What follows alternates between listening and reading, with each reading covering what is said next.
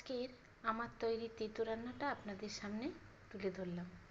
এর জন্য উচ্ছেগুলোকে সরু সরু করে কেটে নিয়েছি, আলু ডুমো ডুমো করে কেটে নিয়েছি, একটু বেগুনও কেটে নিয়েছি, তার সঙ্গে পেঁয়াজ কুচানো, লঙ্কা কুচানো, এক টুকরো আদা আর রুই মাছের মুড়ো। প্রথমে তেল গরম করে মুড়োটাকে ভেজে নিয়েছি। ভালো করে এপিঠ ওপিঠ ভেজে নিয়ে এবার ওই কড়াইয়ের মধ্যে একটু পাঁচ ফোড়ন, জিরে ফোড়ন, তেজপাতা, শুকনো লঙ্কা দিয়ে উচ্ছেগুলোকে ভালো করে ভেজে নিয়েছি। উচ্ছে ভাজা ভাজা হয়ে যেতেই ওর মধ্যে আলু দিয়ে দিয়েছি।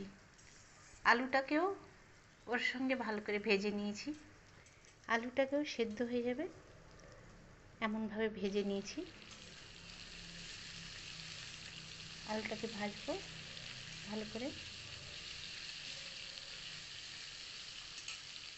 এবার ওর মধ্যে লবণ, হলুদ, জিরে গুঁড়ো, ধনে গুঁড়ো, একটু আদা সব আমি এক এক করে দিয়ে ভালো করে ভেজে নেব। পেঁয়াজ কুচনো আর লঙ্কা কুচনোগুলো ওর মধ্যে দিয়ে দিয়েছি। দিয়ে ভালো করে মিশিয়ে নিতে হবে।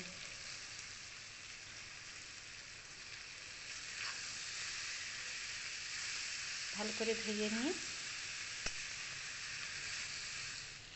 ওর মধ্যে আবার বেগুনগুলো দিয়ে দিলাম। বেগুনটা যখন ভালো করে ভেজে ভেজে নেব,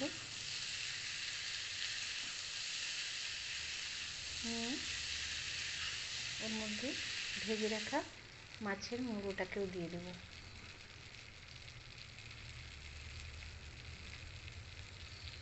জিরে গুঁড়ো, ধনে গুঁড়ো আমি এখন দিয়ে দিয়েছি। এবার মাছের মুড়োটা দিয়ে সামান্য একটু জল আমি দেব, যাতে মাছের মুড়োটা ভালোভাবে ওর সঙ্গে মিশে যায়। সামান্য একটু জল দিলাম, দিয়ে ভালো করে